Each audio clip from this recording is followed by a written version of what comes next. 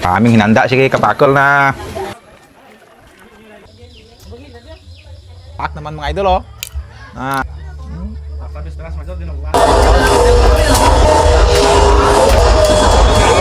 Idol, dito po ako ngayon sa bahay nila kapakol mga idol kasi dispiras ng pista ngayon dito. Diri naman ta manalukla. Ang ganda ng view ni kapakol dito mga idol oh. Umuulan nga mga idol. Dahil inimbita naman tayo dito ni Kapakol sa kanilang dispiras ng pista, hindi po natin yan pwedeng tanggihan kasi busog ka na, hubog ka pa, libre pa. Ganyan talaga dito sa amin mga idol pag may mga okasyon. Maraming handa, pista kasi ngayon dito sa Barangay Santa Ana tapos Capiz. Siyempre hindi ko na pinalagpas yung aming pragaak yan. Tinagayan ko sila isa-isa para magkarahubog sila. Pasip lang ka doon kung magkaratumba ka mo paulit lahap na ari na naman mga idol oh. Ginakamay lang ni kuya magalo-halo baka magbas naman kayo yan mamaya. Ginakamay lang ang pagkain dito pag nagmarinate. Kasi sa akin pag nagmarinate ako ng pagkain ay sinasabi nila na bakit ko daw kinamay, wala ba akong guwantes. Wait na uso-uso ang guwantes dire sa amon. Kay manami gani kung ginakamay mo kay masabor. Nami kay ida ko nagmarinate kay ngadang wala ka bala ka pang hinaw kampiyon ginang iyang sabor. At nandito naman po kami yung mga idol sa aking kaibigan dito kay Luigi Palomar. Siyempre hindi yan pwede na walang ilaw. At agad naman kumuha si Luigi ng aming pulutan, pato na adobo. Bakit sa iba dinuguan niya ginapatad direto sa akon mga pato tayo ginapang patad nga. Ba ya buag ni sila na nagpakita duman na bibi kasaging bi bumbahe do hindi ka makadulot kasaging. Paragaak si kasaging pang dalawang bahay pa lang nga po mga idol yung aming napuntahan dito. Abangan yung mga idol kung ilang bahay yung aming pang-dispirasan ba. At saka umalis na naman kami dyan kay Luigi. Nagkatatlong lipid po kami dyan. At saka nandito naman po kami kay Tutong. Oh, aras Tutong oh. Di po talaga panggadang-gad lang tatbusong tong. Pragaak na naman kami ni Tutong dito. Thank you nga pala talaga sa pag-invite nyo dito sa akin. At shout out nga pala kay Kuya. Solid supporters nga pala yan. Ba, grabe tanga busong imo doon. Puro tatanduay solid kay imong busong idol. Mo dahil dalok-dalok ka. Amon na dire ka sadya sa amon mga idol basta may mga okasyon. Ari na naman oh, ginapatdan ka lang bla kasumsuman daw ako'y social gid bla ako nga. Bisan ano diglang ang ginatago yung mga sudaan diyan nagagurwa bla.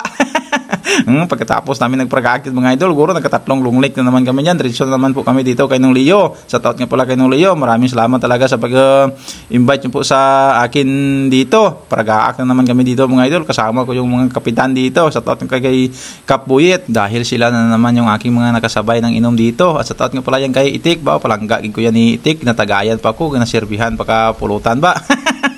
Nga kung wala ko talaga abot kita, why mo sa nagit pang sirbihan kasumsuman niya na. Nga pag abot ko, yan na yung mga tinago yung itong mga green shell, kagurwa pla, kag mga talaba.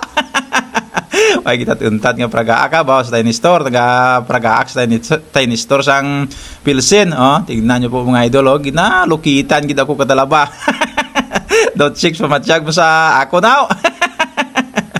Amo na ako kaplangga sa ako ng mga solid supporters diri sa Barangay Santa Ana. At syempre may mga dalawa po dito isang mga dalagingging na solid supporters nagpa picture din. At umaga na nga po pala mga idol, tanghali na, grabe talaga ang init. Balik naman po tayo dito kung saan tayo nanggaling kagabi.